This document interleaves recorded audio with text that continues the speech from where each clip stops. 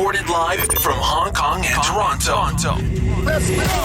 This is the PR and Law Podcast. The PR and Law Podcast. Turn it up. With your hosts, Cam McMurchie and Ewan Christie.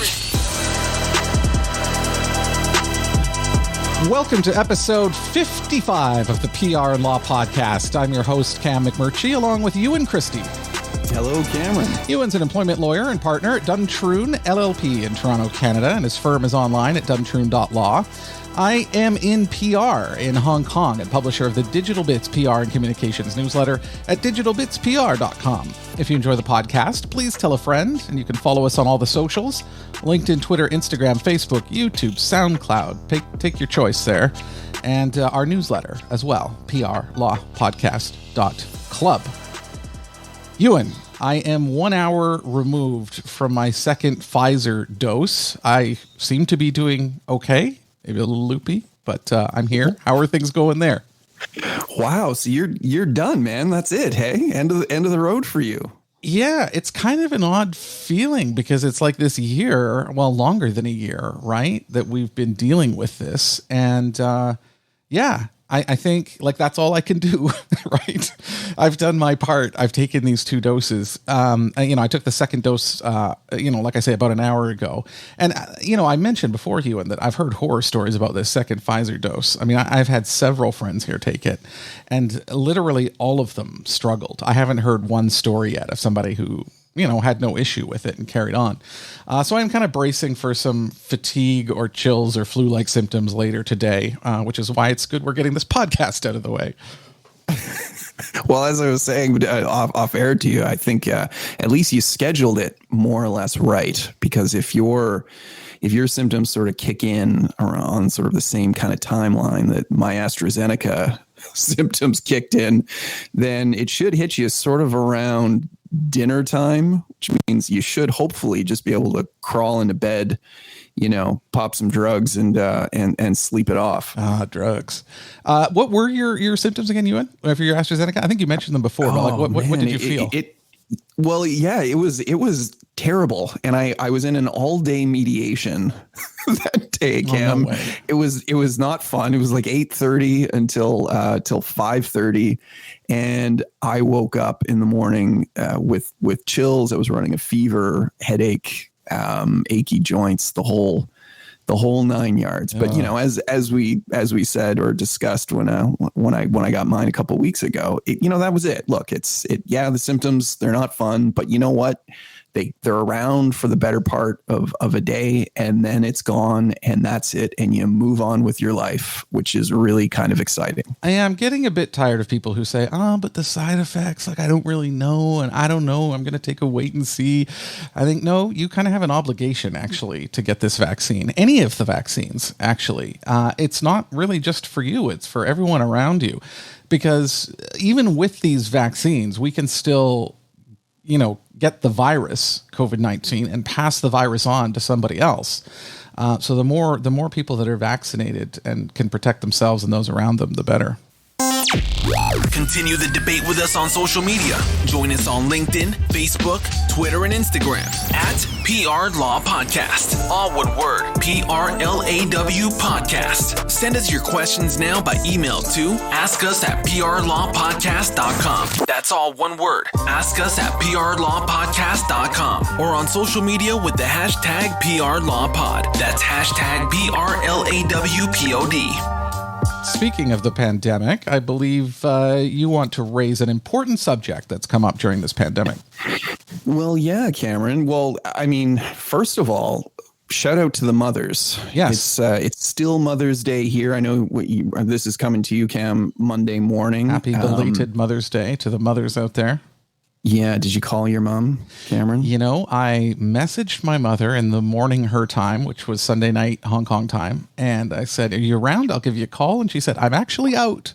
She said, "I'll talk to you later." And I said, "Okay, that's fine." I think she was already out doing things for Mother's Day. So I'm going to have to talk to her maybe after this podcast. Okay. Well, as long as you do, and I guess you can still catch her. Yes, exactly. So that's good. Yep.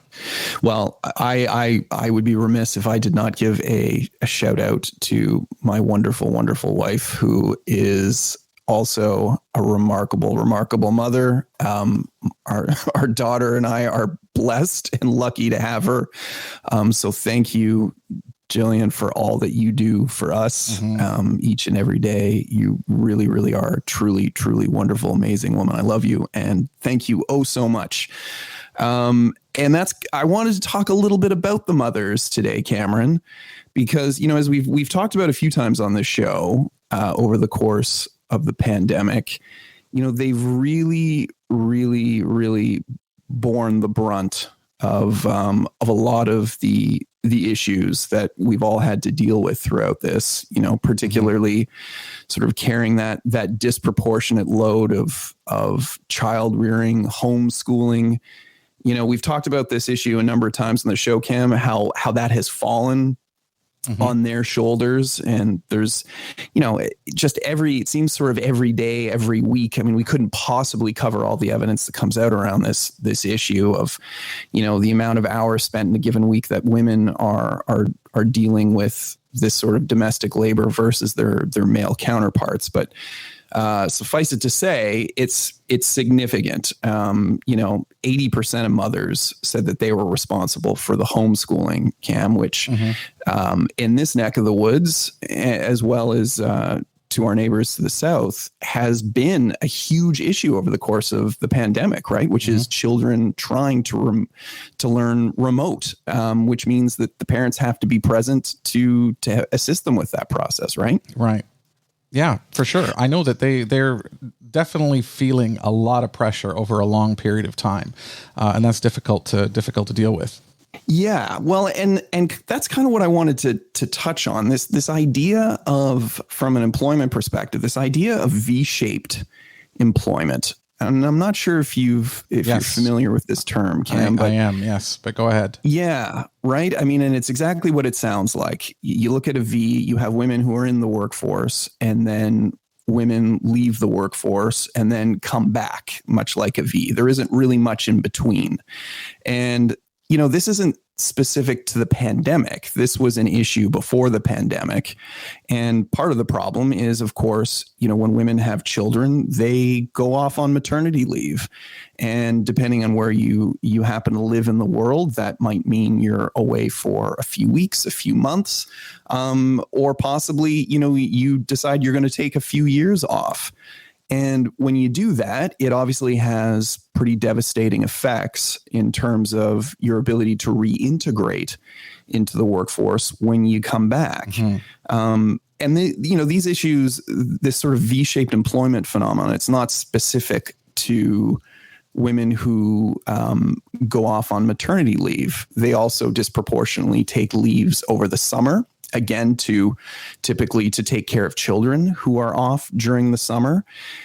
It's a problem. It's a real problem. And, one of the things that I think has been interesting and could possibly prove to be a positive post-pandemic is, of course, all of this remote work, right? Employers have effectively overnight had to revamp the office environment. They've had to revamp tech. And, this really has been the majority of employers. There have certainly been those industries where they've been on top of this stuff pre-pandemic. But for those that haven't, most haven't. And have had to, pardon me? Most haven't, especially in traditional industries. Yeah, absolutely. Absolutely. And, I think this is where there's a potential positive to come out of all of this. And that is because we also have evidence to suggest that mothers are the ones, when, your sort of studies that are posing these questions of who would like to continue to work remotely post-pandemic.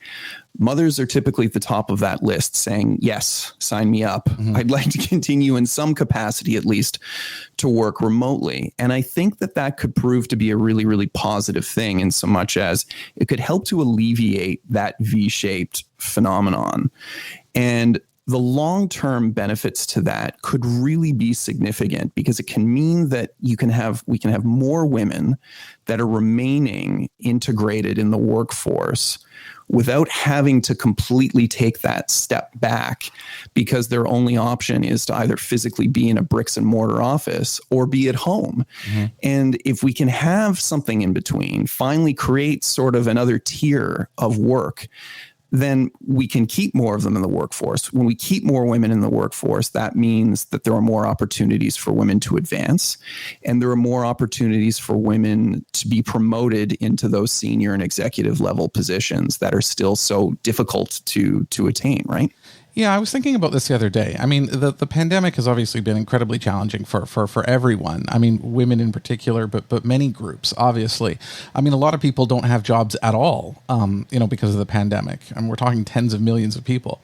So it's been a huge disruption. And I think rightfully so, we've been focusing on the negatives of the pandemic. But I do think as we come out of it and as we start building this post-pandemic economy, a term that I'm hearing a lot, there's going to be some silver linings out of this. And I think you just touched on one of them, which is the remote work. And, I think it was something that seemed something a little dreamy or unrealistic to a lot of managers or companies in the past.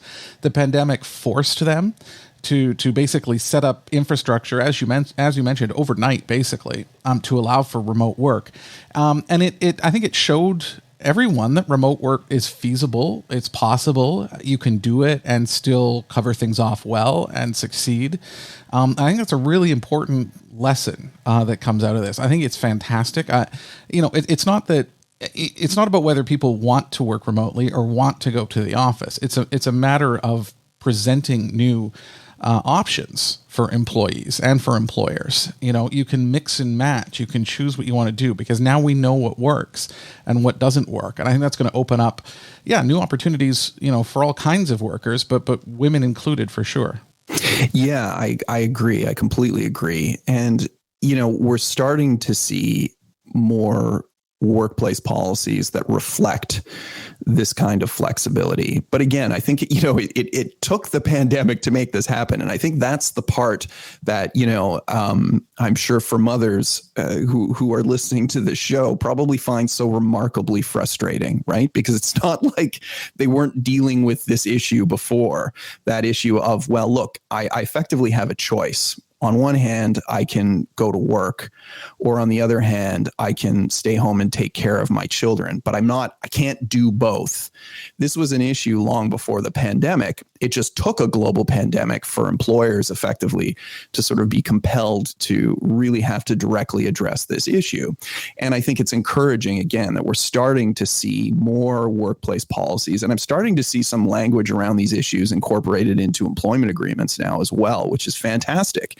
But again, stuff that just wasn't there in a pre-pandemic context that all of a sudden is starting to be reflected in policy. Yeah. So what should employers do then? I mean, if we have employers or small business people listening, I mean, what can they do to facilitate this and to provide these kinds of opportunities? And then what can employees do, if anything, to help push this along? Well, again, and this sort of goes back to that idea of communication. And employers need to be, especially right now when we're sort of talking about that post-pandemic plan, what are companies going to do when they open up? What is their back to work environment going to look like? And much of that, for the companies that are going to succeed and are going to do well, is going to involve a great deal of communication and speaking with their employees and getting a sense as to what they need and what's going to make them effective employees in this sort of post-pandemic world. So there has to be some consultation, whether that's through HR departments or, literally sitting down with individual employees and getting their 2 cents on the issues. But you have to have that communication to make sure that you're hitting the mark and getting the balance right, and find out what they need. Because in some cases, there are going to be those employees who want to be back in the office 5 days a week. There are going to be those employees who are going to take the position that, hey, if I can stay home with my children so that I don't have to pay an exorbitant amount for childcare, and I can work on off hours or I can work remotely, I want to do that 5 days a week. And then then maybe you're going to have employees that are going to want some sort of hybrid approach. And I think that's something employers need to keep in mind when developing these policies, that the likelihood that they're going to be able to have a one size fits all for all of the employees in their office going forward, I think those days are gone, Cam. And I think for the companies that are going to be successful and are going to grow and are going to attract top talent, they're going to have flexibility in terms of that type of scheduling. It's not going to be able to just be you're here all the time or you're not here all the time. They're going to have to be adaptable, and they're going to have to come up with flexible approaches. And I think this is a big win. I think in the not too distant future, we are going to look back at the idea of 9 to 5 and think that is horribly inefficient and outdated. It's just you can't fit everyone's personalities, needs, working styles, efficiency, etc. into just one kind of work. Sitting at a desk or in a cubicle, all day long with everybody else all at the same time. And then, at the end of the day, everyone goes home. I mean, it does already seem kind of outdated to me. So I think this is ultimately, it's going to be a challenge for employers to adjust, but ultimately I think it's going to probably improve productivity, which is a benefit to the employer, and also obviously a benefit to the employees if they get a bit more flexibility. Yeah, I think you're right. I think it's going to take a lot of work, obviously, because again, we're in many cases we're figuring this stuff out on the fly. But around your issue of flexibility around that 9 to 5 and that sort of being an antiquated and outdated notion of how to work, I don't disagree with you. But at the same time, we also need to establish parameters, better and more stringent parameters in terms of, okay, so if we are working remotely, what does that mean? If I'm not working a 9 to 5, what does that mean? Because as we've also seen, Cam, there's lots of evidence around this. Effectively, what the reality has been for a lot of remote workers is that they're working in some capacity from 8 in the morning till 8 or 10 o'clock at night, and that work day it's just a blurred line, and there are no boundaries. So again, a lot of that is going to have to go back to consultation for employers with their employees, establishing what works, what's going to be most beneficial, what's going to be most profitable for employers and employees in terms of establishing some sort of boundaries around, if we do have people working remotely 5 days a week, for example, what are the assumptions or what are the expectations in terms of responding to communications, for example, emails, direct messages? Is there a framework where outside of specific hours, there isn't an expectation to respond immediately? Will employees ultimately be penalized if they choose not to respond immediately, even when they are sort of outside these established hours?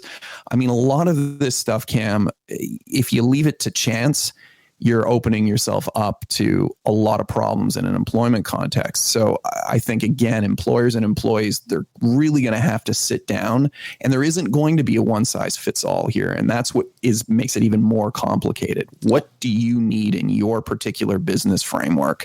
And what do your employees need to be successful and productive over the next few years? I would argue those issues are already here. The issues around when should you respond to emails or phone calls, and what is appropriate. I mean, if you get something at 8 o'clock on a Friday evening, should you respond?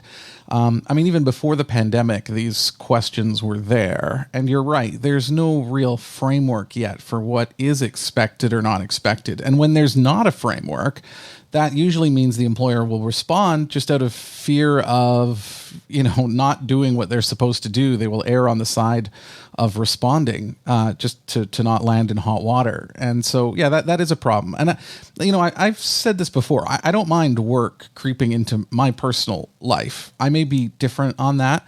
However, I do expect the trade-off. I do expect that during the week, if I have a doctor's appointment or a dentist appointment, or I have a relative in town who wants to have afternoon tea or, whatever, that I'm able to go and do that. And to me, that's the trade-off. I will be around all the time for you, but then you have to let me take my time whenever that might be, and I'll do that responsibly and make sure throughout this process that everything gets done, no ball is dropped, and everything is okay. That's very difficult to do because there's no written kind of framework around which you have to follow. But that's kind of the circumstance that I would be looking for personally. Well, yeah. And I mean, to state the obvious, Cam, you're in a rather senior managerial position. So, I mean, the parameters of what a typical work day or work week for you might be, I'm sure changes and varies a great deal from day to day or week to week, right? But there are no shortage of employees out there who they do have, fixed hours incorporated into their employment agreements and, thresholds in terms of the numbers of hours that they're going to work in a given day or in a given week. And that's easier to sort of, moderate or maintain or monitor when you're working in a bricks and mortars office. But what happens when you take that employee out of that bricks and mortar office and they're working from home? How do you ensure, for example, from an employer's perspective, that they're putting in that quota in a given week? And how do you ensure from the employee's perspective that you're not going above and beyond what the expectations are as per your employment agreement? On that first point there, in terms of filling the quota, I mean, it depends what your boss is like. I mean, if you have a manager who wants to see your face sitting in that cubicle, and if you're 3 minutes late, you're going to be in trouble. I mean, that's a certain kind of a company, right? I don't think remote work is going to work there, because for knowledge economy companies, the output is usually in terms of some kind of deliverable, some kind of tangible output that you're responsible for. And that it doesn't change whether you're at home or in Hawaii on holiday or in the office. You have to deliver what you have to deliver according to your job nature by whatever time you have to deliver it. And so, like, trying to figure out if the employee is putting in the time, like you mentioned, if they're working remotely, to me, that's almost a secondary question. It's, are they getting the job done? If they're getting the job done, then it shouldn't really matter. Like, to me, if they get the job done in 2 hours at home, it doesn't affect me one iota. I just want them to make sure that they get their job done, and I don't want to have any issues. And then outside of that, their time is theirs. At least that's how I would look at it, but I'm sure I'm in the minority on that. Well, I mean, you make a really, really good point from a cultural perspective, right? What does it matter whether I'm sitting in front of my computer for, hours A through whatever, as long as I'm getting the work done? But again, I think that's reflective of a particular workplace culture. And I mean, I can tell you, and I know this, that there are no shortage of workplaces that are on the complete opposite end of the spectrum, right? Where you have employers that are looking at options in terms of incorporating spyware, monitoring apps on remote laptops to ensure that employees are logged in for particular hours in a particular day to make sure they are meeting a particular hourly threshold in a given day and week.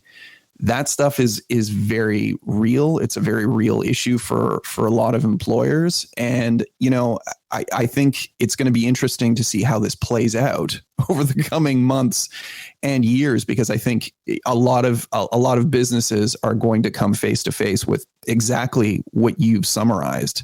That idea of, well, we have this employee who accomplished everything that he needed to accomplish and everything that we asked of him or her. However, according to our monitoring apps, he was only on his computer for 2 hours in that given day. So clearly he wasn't working the full 8 hours. Well, is that really relevant if all of the work was getting done? These are the kinds of questions that a lot of companies are going to have to explore. And it's going to take a lot of, looking in the mirror and reflecting upon what kind of business do we want to be and what kind of employees do we want to attract over the coming years in this new post-pandemic world. Show your support to the PR and Law podcast by making a one-time donation or setting up a subscription with us on Patreon. Every little bit helps us keep the lights on and bring the show to you each week. If you'd like to chip in, please visit PRLawPodcast.com. That's PRLawPodcast.com. Click support the show. Thanks for helping us out.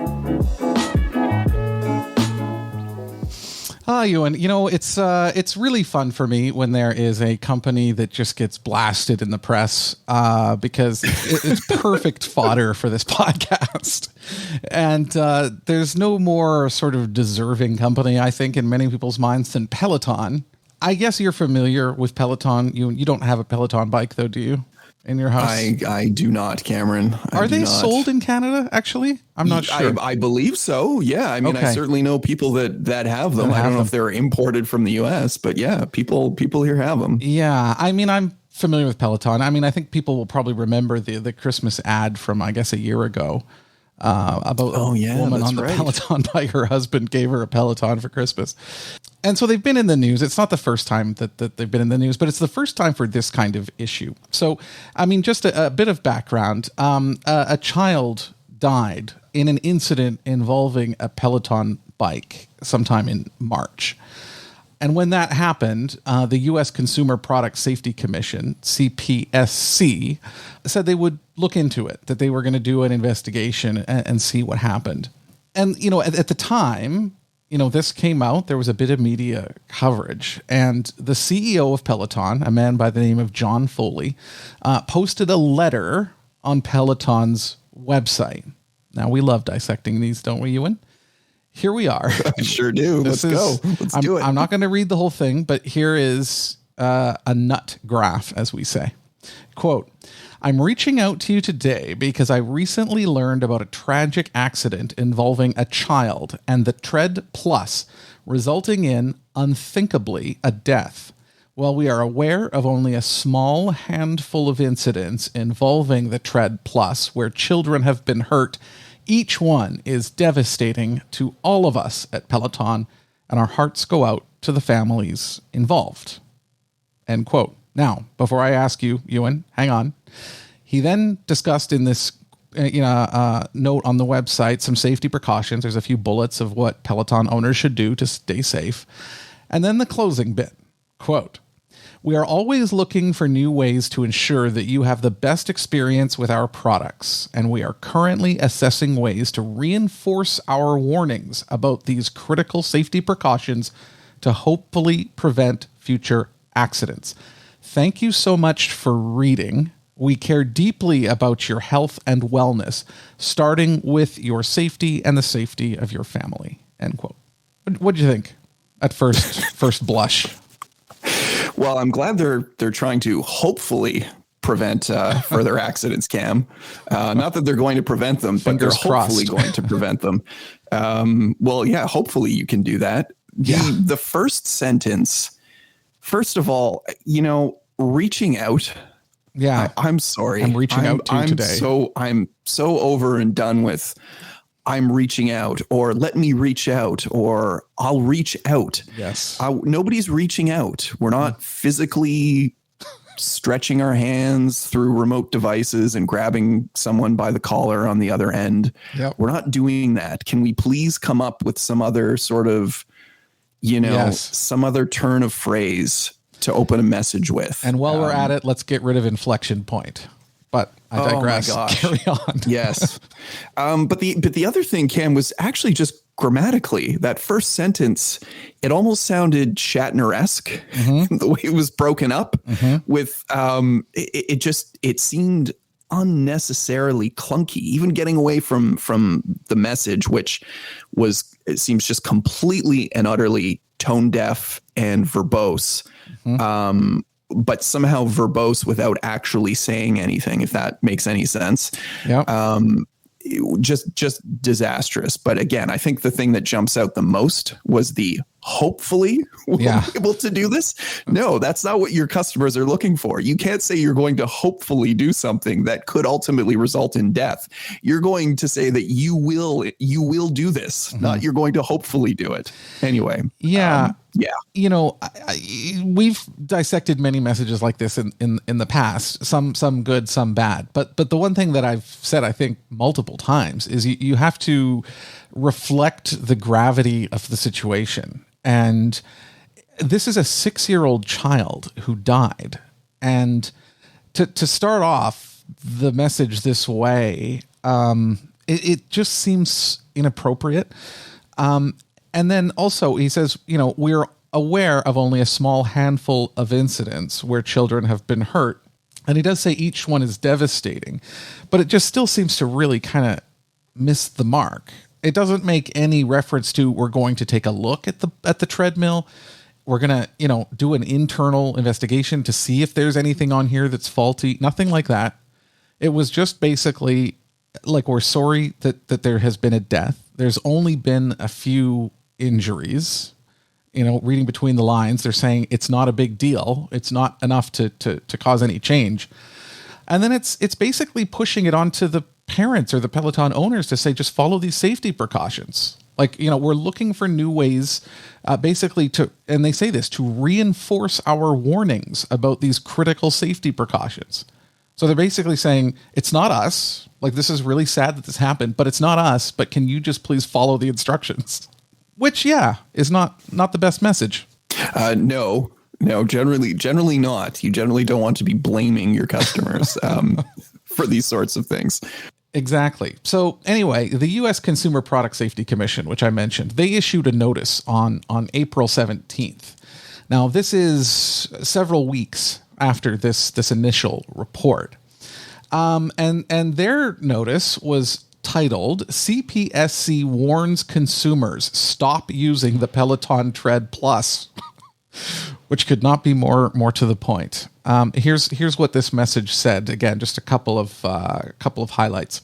So the CPSC said it is warning consumers about the danger of popular Peloton Tread Plus exercise machine after multiple incidents of small children and a pet being injured beneath the machines. The commission has found that the public health and safety requires this notice to warn the public quickly of the hazard.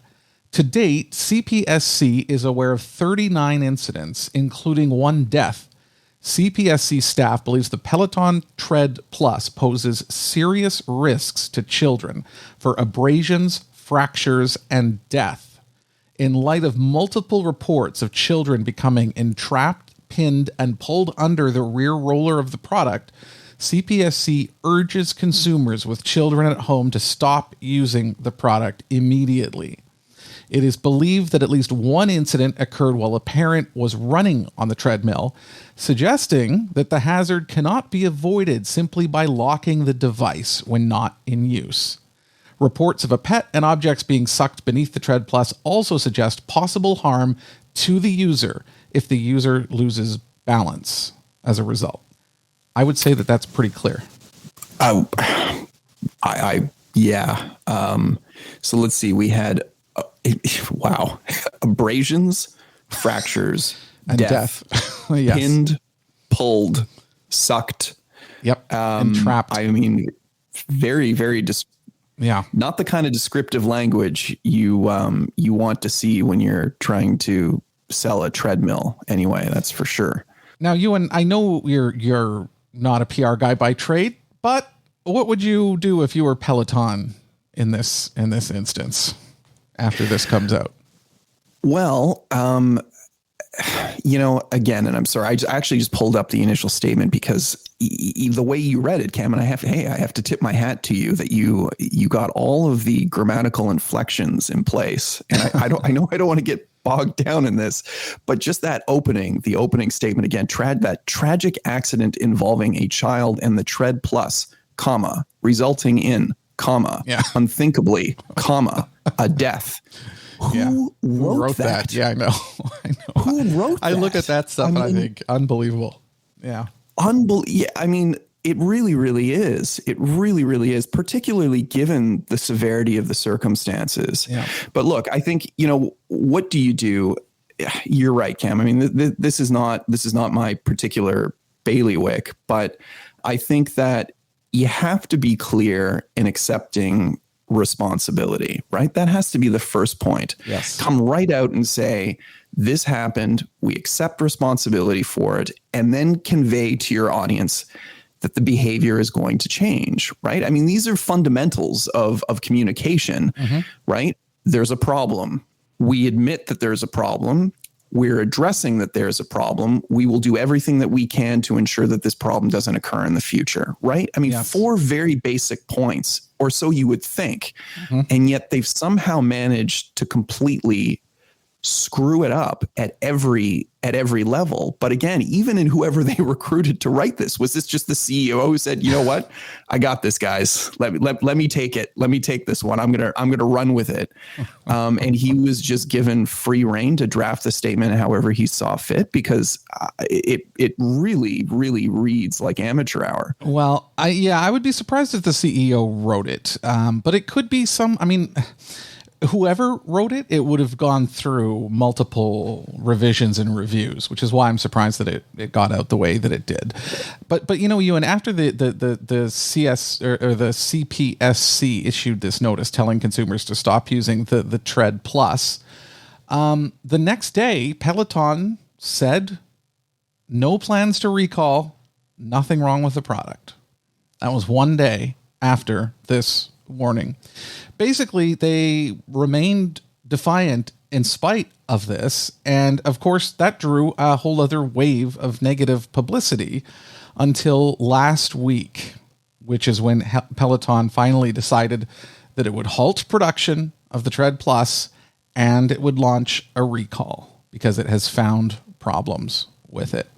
Now, this could have happened, a month and a half, 6-7 weeks ago, and it would have avoided so much damage. Their stock price was down at one point like 40%, 35 or 40%, as a result of just bungling this entire situation. Now, I think I have an idea of what happened here. And there is, especially with some of these companies, Peloton is relatively a young company. I mean, they've been around several years, but in the grand scheme of things, they're still relatively young. And this is a common instinct. When you have a product like this, and I've been at companies where there have been similar discussions like this, there's a problem, someone gets hurt or something bad happens where there is a problem or an injury or heaven forbid a death, something like that. The first instinct is to go, okay, like this is a product that we have tested and we've, distributed around the world and millions of people are using. And this one person had a problem, or this, two people or three people or whatever. It still seems like, well, this is clearly their issue because nobody else has had this problem. And you trust your R&D guys and you trust your quality control guys and you think it's okay. And so your instinct is to stand up for your product. I think that's actually quite normal. You want to come out and say, like, look, this is a quality product. We're very sorry that somebody died, but it's a tread. I mean, basically, like I said in their first message, they basically said this is a treadmill and you have to use, be careful while you're using it and make sure you follow our safety protocols, which is fine, except that it's not going to go away. And this is the hardest thing for companies to grasp, and CEOs in particular. And I'm sure John Foley came across this. Even one death, if it's a child, like there's basically nothing more tragic than losing a child to this kind of incident, or any incident for that matter. And you just have to halt things, even almost as a show of respect. I mean, you can kind of convince yourself to do it for that reason, but there's going to be a public outcry. There's going to be criticism. There's going to be media coverage when those kinds of incidents are happening. And so you have to be proactive, even though I'm sure he feels like this is not Peloton's fault. You have to anyway, because it's not that's not the game anymore. It's not about, was it the kid's fault or the parents' fault or did they not follow safety precautions? It's no longer about those things. It's about the negative coverage coming in on Peloton, and it's about their sinking share price, and it's about saving the situation and trying to save the company's reputation and trying to move past the sort of defensiveness into sort of a rescue and recovery effort. That's a very difficult transition for chief executives to make, and others inside companies, because they do believe in their products. But he missed that opportunity, and it really did cost the company. It was a really bad look. So aside from getting a new PR team, Cam, where do they go from here? I mean, how would you suggest they navigate this going forward over the coming weeks and months? Yeah, it's the damage has been done, right? I mean, this is just such a bad look. I was looking through. There was a great article which I am going to post in the show notes on PR News Online, which is an online news sort of for the PR industry, written by Seth Ehrenstein. And, he talked about some of the things that really went wrong here. I mean, obviously the first one, the fact that they were basically defiant, even after the first reports of the death and other incidents. And then even after the CPSC issued its statement, I mean, Peloton continued basically to just be defensive. And apparently, basically defying the CPSC or getting into a war of words with them is extremely rare. Apparently, companies in the U.S., if they're issued a notice from this organization, they basically take it and implement whatever it recommends. So this is their behavior here is out of step with other companies that have been in similar situations. And then, defying calls for a recall or even an investigation for so long. I mean, it's just there's no excuse for that. So those are some of the things that they did wrong. But from here, it's going to be tough. We always say in PR, like it can take years or a generation to build up trust and credibility in a firm or in a company or in a reputation. And it takes 5 minutes for it to be gone. And that's kind of what's happened here. There's no goodwill around this brand at the moment. And I do think even the nature of this and the fact that it was a child that was killed is just makes it that much worse. And it's going to take some time. I think they're really going to have to do a lot of repair work.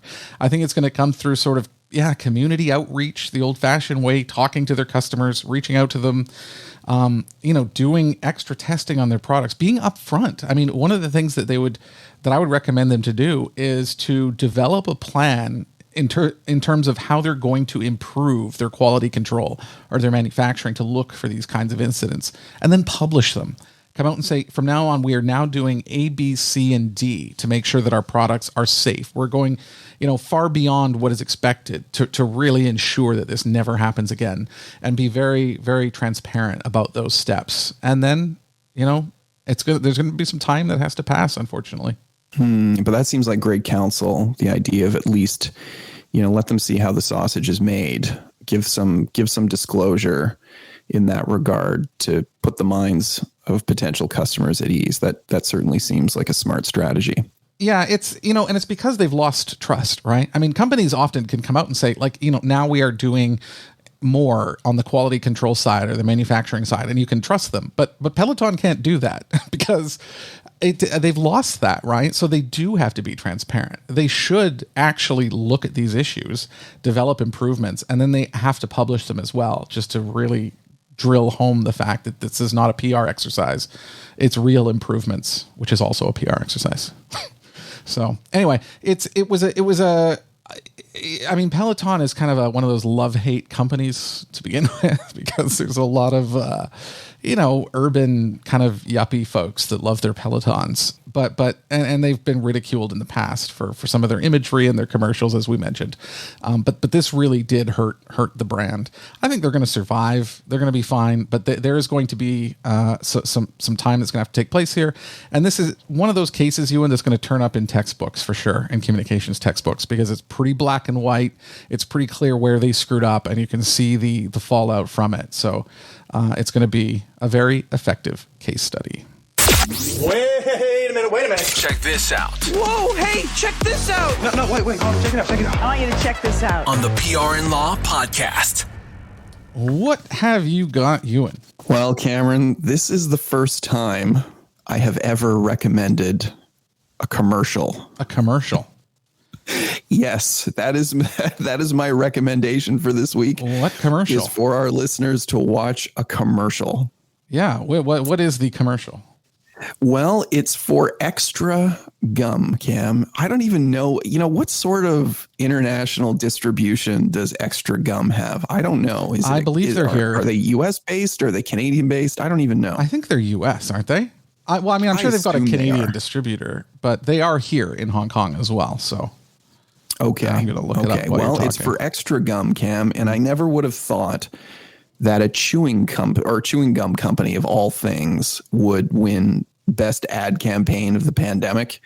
Now, in fairness, I don't spend a lot of time sitting around and watching commercials, but this one came across my Twitter feed, and I pulled it up, and I have to say I was really quite amazed. We'll put a link in the show notes because they did a long form version of the commercial, Cam. It's on YouTube. It's about 2 minutes long.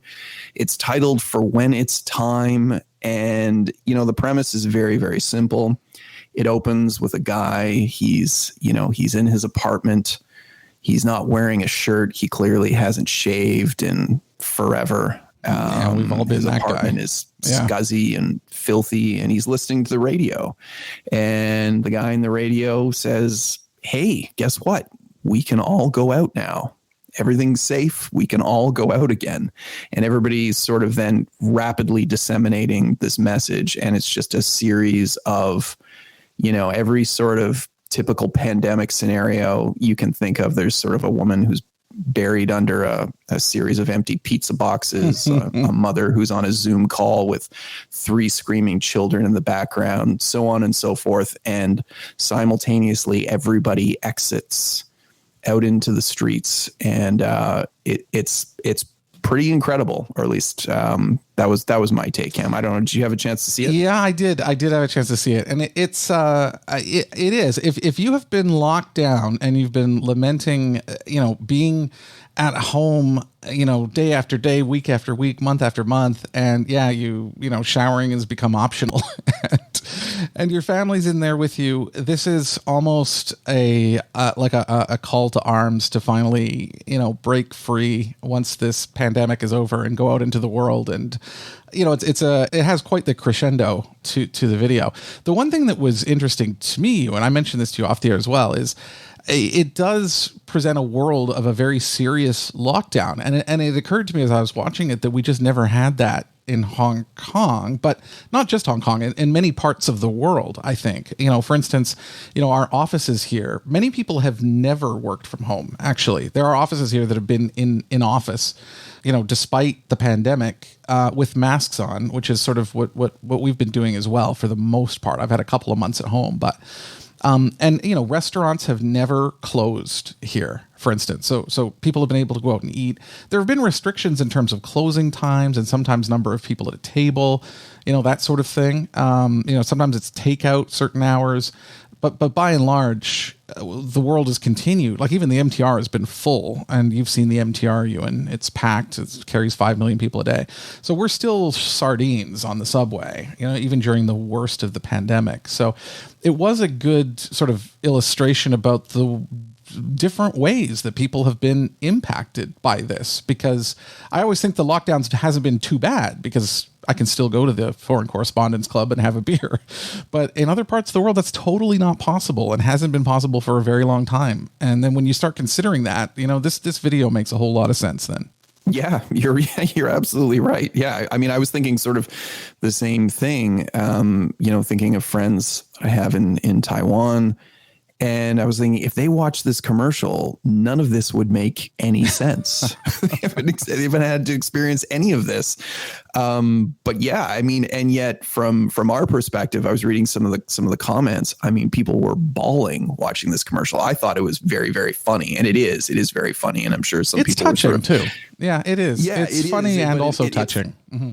Yeah, it's funny. It's touching. And I never thought, Cam, in a million years that It's All Coming Back to Me Now by Celine Dion would be the post-pandemic jam that I never thought I needed. Jam but is quite a word for it. That's just to give you a little more context. That's the track playing during this commercial, and it's priceless. It's just perfect, and some quality Canadian content there for you as well, Cameron. So. Yeah, you'll have to take a look at that. What do you got? I'm going on the entertaining side today, just for something with a bit of brevity. This is it's a dark comedy / drama that is on Paramount Plus, a streaming service called Why Women Kill. I don't know if you've heard about this, Ewan. It's an anthology television series, but basically it is about 3 couples in different eras, but in the same house. So you've got one couple there in the 60s, one in the 80s, 90s, and one present day. But they are all marriages, and they're all marriages with problems, sort of unique to their time period. And it ties these 3 generations and 3 couples together. And it's a dark comedy about, Why Women Kill is the title. It's about women in very difficult marriages in different situations, kind of finding revenge or taking action.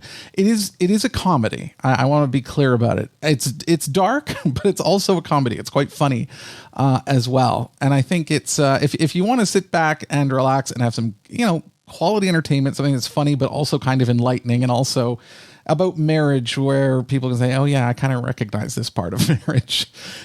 It's worth checking out. So I'll put a link to that as well. But yeah, it's called Why Women Kill, and it's worth watching. Okay. It sort of sounds like The Hours, if you remember that film from years ago, Cameron. Yeah. Sort of 3 different eras of women, but with a rather murderous and dark kind of twist, I guess. Yes, and we are not finished watching all of these episodes yet, so there's a lot of foreshadowing towards murder, but it has not happened quite yet. But it's one of those shows where, when an episode ends, it's like, oh, we have to watch another one, but it's getting late, should go to bed. Oh no, let's watch it.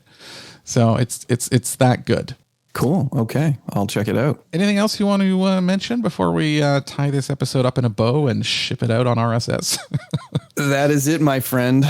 Let's get it out there. Let's get it out into the world. Yes, let's do it. Okay. Well, don't miss a future show of this podcast. You can subscribe in your podcast app of choice. Mine is Overcast. Or you can subscribe to our YouTube and SoundCloud channels to get the latest episodes. And you can follow us on socials, Facebook, Instagram, Twitter, LinkedIn, and our newsletter, PRLawPodcast.Club. So for Ewan, Christy, this is Cam McMurgy. Happy belated Mother's Day. Light it up. This has been the PR and Law Podcast with Cam McMurchie and Ewan Christie. If you enjoyed the show, please share it with a friend or leave a review. You can also join us on LinkedIn, Twitter, Instagram, and Facebook by following our account at PR Law Podcast. That's all one word, PRLAW Podcast. Thanks for your support.